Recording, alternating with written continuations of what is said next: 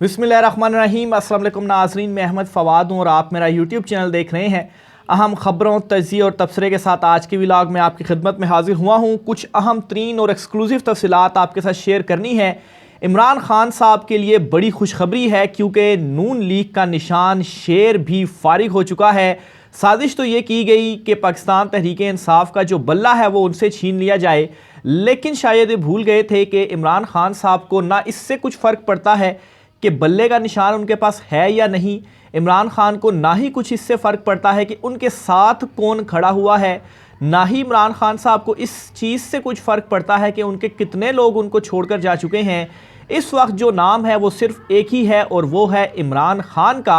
और इस वक्त पाकिस्तान तहरीक इंसाफ और बल्ले का जो निशान है वो इमरान खान से है और बल्ले के निशान की पहचान है इमरान खान। इमरान खान किसी जो निशान है उसको मिले ना मिले इससे कोई फ़र्क नहीं पड़ता। बहरहाल पाकिस्तान तहरीक इंसाफ से निशान छीनते छीनते नून लीग का अपना निशान फारिग हो गया है।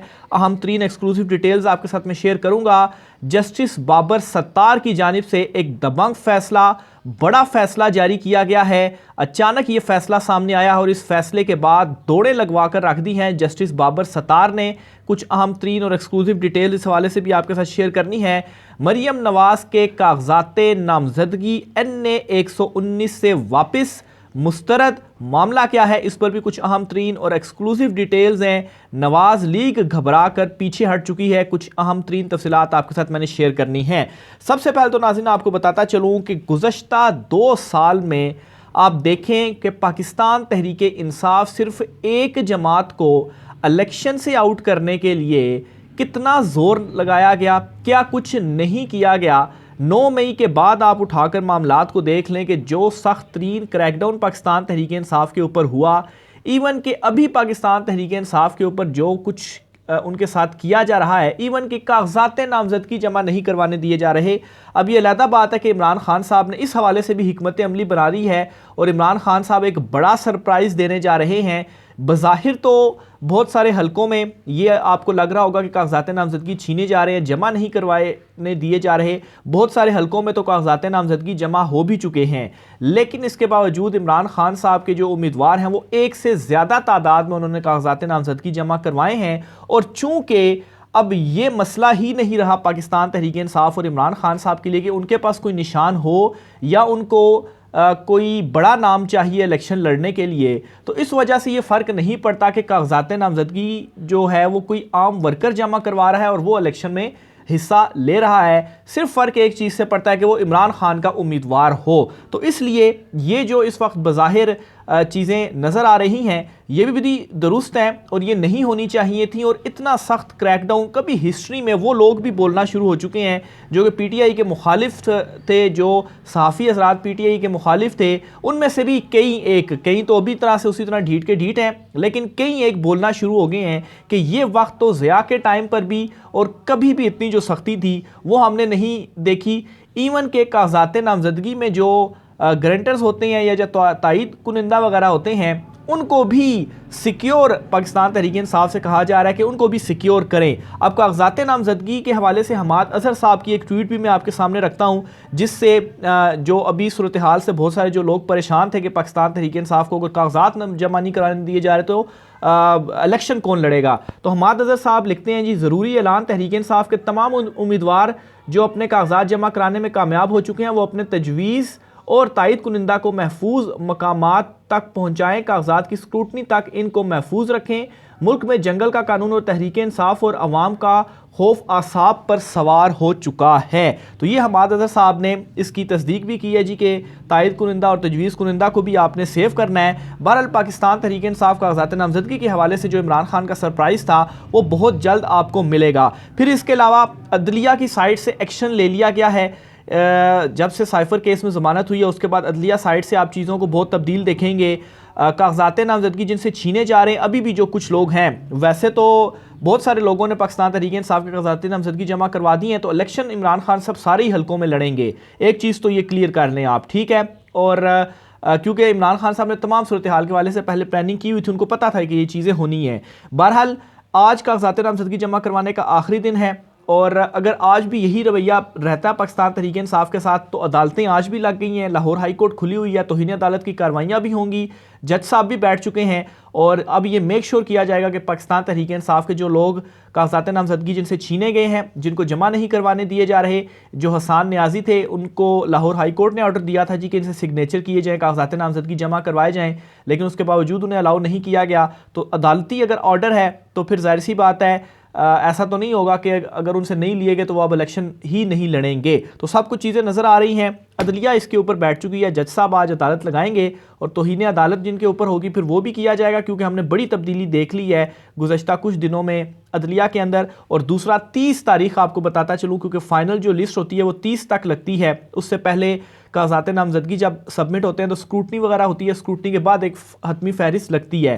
तो ये जो किसी का ख्याल है कि आज आखिरी दिन है और अगर आज के दिन भी कागजात नामजदगी जमा ना हुए तो पीटीआई इलेक्शन में बहुत सारे उम्मीदवार हिस्सा नहीं ले पाएंगे, ऐसा नहीं होगा, क्योंकि सारे पहुंच चुके हैं अदालतों में और स्क्रूटनी के लिए भी अभी 5 दिन हैं, 30 तारीख है, तो कागजात जमा होंगे और अदालतों से ऑर्डर्स आएंगे और फिर उसके बाद पाकिस्तान तहरीक इंसाफ की ये जो स्क्रूटनी और ये सारा सिलसिला है, फहरिस्त लगेगी और कप्तान सारे हलकों से इलेक्शन लड़ेगा। तो एक चीज़ तो मैं आपको क्लियर करता चलूँ, और फिर उसके बाद कुछ दिनों में बल्ले का निशान भी पाकिस्तान तहरीक इंसाफ को वापस मिलने जा रहा है। दूसरी तरफ नाजरीन, बल्ले का निशान छीनते छीनते मुस्लिम लीग नून जो है वो अपनी शनाख्त और उनका जो शेर था उस शेर को ही उन्होंने फारिग कर दिया है। इस वक्त इबरत का निशान बन चुका है शेर का जो निशान है मुस्लिम लीग नून के लिए। और जिस तरह से इस चीज़ से कोई फ़र्क नहीं पड़ता कि इमरान खान के पास बल्ले का निशान हो या ना हो, इस तरह से इस चीज़ से भी कोई फ़र्क नहीं पड़ता कि नून लीग के पास शेर का निशान है और नून लीग उस शेर के निशान के ऊपर लड़ रही है,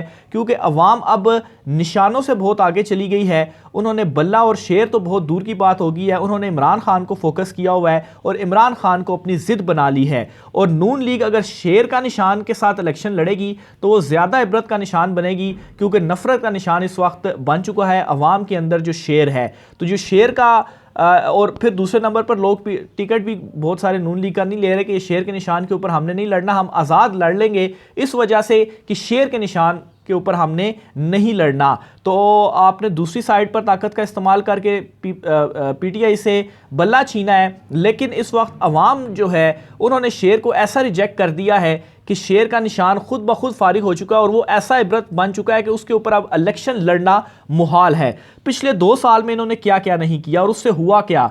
एक तो इमरान खान जिद बन गया, जब इमरान खान को अदम एतमाद के जरिए हटाया गया, फिर उसके बाद 2 साल के अंदर एक जमात को इन्होंने दीवार के साथ लगाने की भरपूर ताकत का इस्तेमाल किया, लेकिन कोई फ़ायदा उसका नहीं हुआ, जिद बन गया।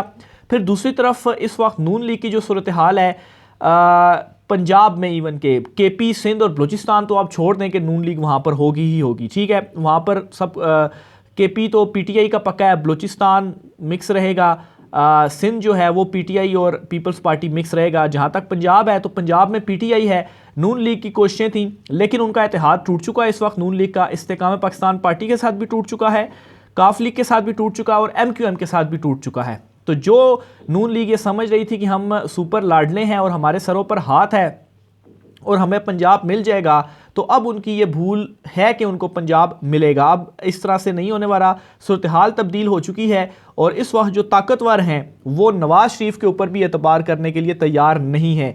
इसीलिए बहुत सारे बड़े सहाफ़ी ये कह रहे हैं कि नवाज शरीफ ने जो वापसी किया पाकिस्तान, या उन्हें वापस चला जाना चाहिए लंदन, क्योंकि जिस वजह से वो आए थे शुरू में तो उन्हें प्रोवाइड की गई चीज़ें और अभी भी इमरान खान साहब के साथ वही कुछ किया जा रहा है, लेकिन अब एतबार करने को तैयार नहीं है ताकतवर नवाज शरीफ पर भी। इसलिए आप ये देख रहे हैं कि मंजरनामा तब्दील होता हुआ पीपल्स पार्टी की तरफ ये लग रहा है कि ताकतवरों का जो झुकाव है वो उस तरफ जा रहा है। फिर इसी तरीके से जो अदालतों और कागजात नामजदगी के हवाले से मैंने डिटेल आपके सामने रखी कि ये भी हिस्ट्री में पहली मरतबा इस तरह से हो रहा है, लेकिन इसके बावजूद भी आप एक जमात को पीछे नहीं कर पाए। ये बहुत बड़ी शिकस्त है उन ताकतवरों के लिए जिन्होंने पूरी मशीनरी इस्तेमाल की है, लेकिन उसके बावजूद भी इमरान खान एक साइड पर डटा हुआ है। फिर दूसरी तरफ इनके खौफ का आलम ये देखें कि मरियम नवाज ने अपनी ज़मानत ज़ब्त होने के खदशे के बायस क्या किया है जी, NA 119 से कागजात नामजदगी वापस ले लिए। इतलात इस सामने आ रही है, NA 119 से किसने कागजात नामजदगी जमा कराए थे? PTI की तरफ से सनम जावेद ने। और कोई फ़र्क नहीं पड़ता कि सनम जावेद PTI के बल्ले के निशान पर लड़ें या वो आज़ाद लड़ें, वो आज़ाद भी लड़ती हैं और इमरान खान कहते हैं जी कि ये हमारी उम्मीदवार है, सबको मालूम है, तो लोगों ने सनम जावेद को ही वोट डालना है। इसके अलावा तैयबा राजा जो है वो भी इलेक्शन लड़ रही हैं, लेकिन इस 119 से पहले मरियम नवाज़ के कागजात नामजदगी जमा थे। जब सनम जावेद ने जमा करवाए तो उसके बाद क्या किया, मरियम नवाज़ ने अपने कागजात नामजदगी वापस ले लिए और इतलात हैं जी कि NA 120 से उन्होंने अपने जो कागजात नामजदगी हैं वो अब जमा करवा दिए। इसके ऊपर सनम जावेद की जो बहन है उनका एक ट्वीट भी सामने आया कि एक घर से एक ही बंदा हमें अलाउ था कि वो इलेक्शन लड़ सकता है, नहीं तो NA 119 से सनम ने किया था, तो NA 120 से मैं करती और मरियम नवाज़ के मुकाबले में मैं लड़ती। ख्वाजा आसिफ को इस वक्त हाथ पांव लग चुके हैं क्योंकि उस्मान डार की जो वालदा हैं उन्होंने अपने कागजात नामजदगी जमा करवा दी हैं सियालकोट से और वो ख्वाजा आसिफ के मुकाबले में लड़ेंगी। और ख्वाजा आसिफ भूल जाए कि इस मरतबा वो जीत पाएगा, इवन कि वो फ़ोने भी कर लें या और बहुत कुछ वो कर लें। तो इस वक्त अवाम ने अपनी ज़िद बना लिया इमरान खान को, और जो भी खड़ा हो रहा है जिसको इमरान खान की सिर्फ सपोर्ट है उसको जो वोट है वो अवाम देगी ही देगी। तो ये इस वक्त जो है वो नून लीग के कैंप के अंदर इतना ज़्यादा खौफ है कि मरियम नवाज़ ने अपने कागजात नामजदगी इसलिए इस डर से वापस ले लिए कि उनको मुस्तरद कर दिया जाएगा, और इसलिए उन्होंने 120 से जमा करवा दिए कि वहाँ पर उनका मद्दे मुकाबले शायद कोई आसान हरीफ हो तो वहाँ से वो लड़ सकें। आखिरी खबर नाजरीन जो आपके साथ शेयर करनी है जी, बाबर सत्तार साहब के हवाले से। जस्टिस बाबर सत्तार साहब ने एक बड़ा फ़ैसला दिया है और इस फैसले के बाद बहुत सौ की जो दौड़ें हैं वो लग चुकी हैं। अच्छा, तैयबा राजा के हवाले से बताऊँ, वो रावलपिंडी से PTI की टिकट पर फैज़ुल हसन चौहान के मद्दे मुकाबिल होंगी। ये तैयबा राजा की भी अपडेट मैंने कहा आपके साथ शेयर करता चलूँ। अच्छा, ऑडियो लीक्स केस में जो बुशरा बेगम और लतीफ़ खोसा साहब की लीक हुई थी ऑडियो, वो ज़ाहिर सी बात है उनकी क्लाइंट थी, उनकी पर्सनल गुफ्तगू थी, वो लीक कर दी गई। और इसी तरह से और भी बहुत सारी ऑडियोज़ आई हैं। तो इसके ऊपर सवाल था जी कि ऑडियो लीक कौन कर रहा है, ये आखिर क्यों नहीं पता चलाया जा रहा। और अदालत में भी बड़ी पेशियाँ और ये केस चलता रहा, मैं रिपोर्ट आगे करता रहा उन चीज़ों को। इसमें लेटेस्ट डेवलपमेंट बड़ी ख़बर आज की आ गई है कि जज बाबर सत्तार साहब ने इस केस के अंदर DGIB और DGFIA को ज़ाती हैसियत में माफ़ कीजिएगा, ज़ाती हैसियत में आइंदा समात पर तलब कर लिया है।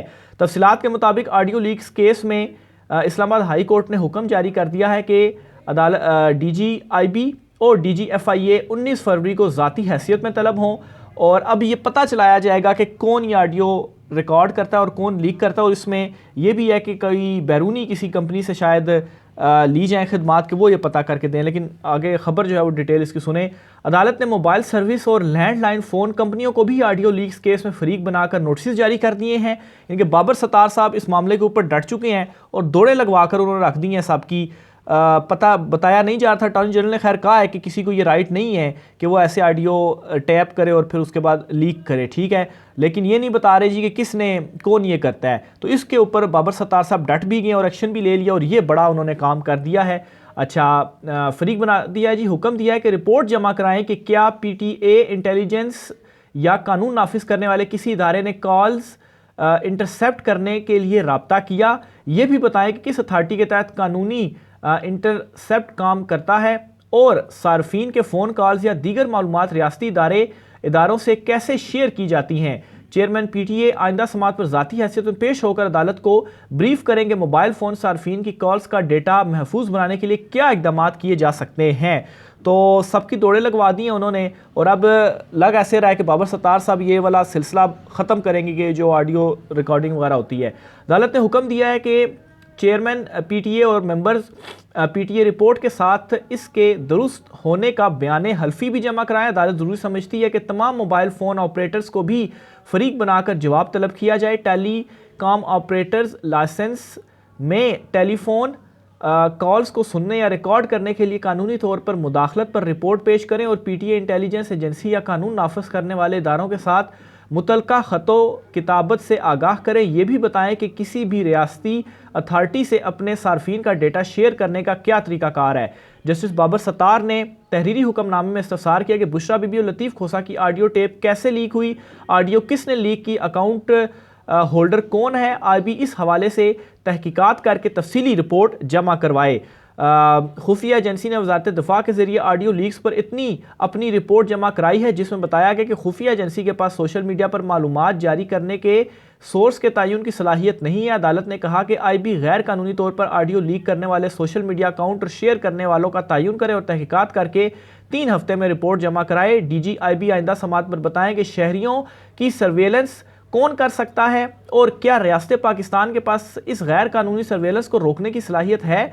अदालती दस्तावेजात के मुताबिक अटॉर्नी जनरल ने अदालत को बताया कि वफाकी हुकूमत ने किसी एजेंसी को कॉल्स रिकॉर्ड करने की इजाज़त नहीं दी। तमाम शहरियों की प्राइवेसी और हकूक़ का तहफ़्फ़ुज़ ज़रूरी है। तो ये बड़ा हुक्मनामा है जो कि बाबर सत्तार साहब की जानिब से जारी कर दिया गया है। राय का असर कीजिएगा। आज के ब्लॉग से इतना ही, मुझे इजाज़त दीजिए। अल्लाह हाफ़िज़।